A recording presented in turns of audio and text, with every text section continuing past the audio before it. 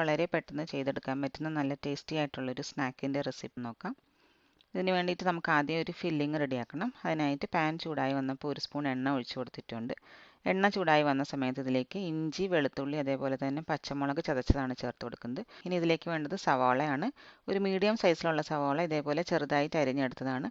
അതും കൂടെ ആഡ് ചെയ്ത് കൊടുത്തിട്ടുണ്ട്. ഇനി ഇത് നന്നായിട്ടൊന്ന് വഴറ്റിയെടുക്കണം.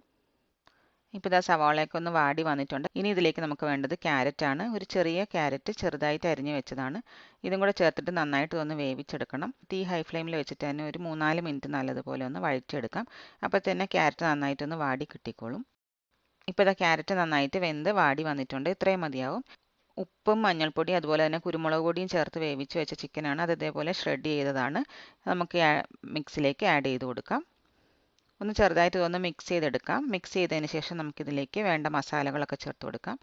ആദ്യമേ ഉപ്പ് ചേർത്തതാണ്, എങ്കിലും മസാലയ്ക്ക് ആവശ്യത്തിന് ടേസ്റ്റിന് ഉപ്പ് ചേർക്കാം. 1/2 ടീസ്പൂൺ കാശ്മീരി മുളക് പൊടി ചേർക്കുന്നുണ്ട്. കളറിന് വേണ്ടി ചേർത്തതാണ്. കുരുമുളകും പച്ചമുളകും ഒക്കെ ചേർത്തതുകൊണ്ടാണ് കാശ്മീരി മുളക് പൊടി ആഡ് ചെയ്തത്.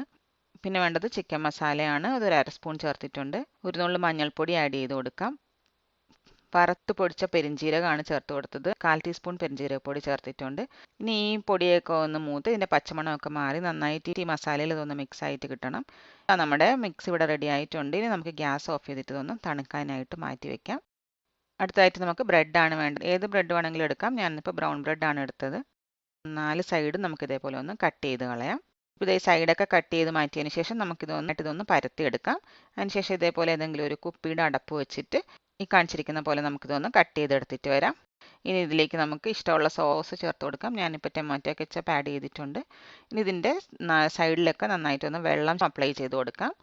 അതിനുശേഷം ഇതിലേക്ക് നമുക്ക് നേരത്തെ റെഡിയാക്കി വെച്ചിരിക്കുന്ന ഫില്ലിങ്ങിൽ നിന്ന് 1-2 സ്പൂൺ ചേർത്തിട്ട് നല്ലതുപോലെ ഈ സൈഡൊക്കെ ഒന്ന് പ്രസ് ചെയ്തെടുക്കാം. എല്ലാ ബ്രെഡ് പീസസും ഇതുപോലെ റെഡിയാക്കി എടുത്തതിന് ശേഷം നമുക്കിത് ഫ്രൈ ചെയ്തെടുക്കാവുന്നതാണ്. തീ കുറച്ച് വെച്ചിട്ട് ചെയ്യേണ്ട കാര്യമില്ല. തീ നല്ല ഹൈ ഫ്ലെയിമിൽ വെച്ചിട്ട് തന്നെ നല്ലതുപോലെ ഇതൊന്ന് മൂപ്പിച്ചെടുക്കുക.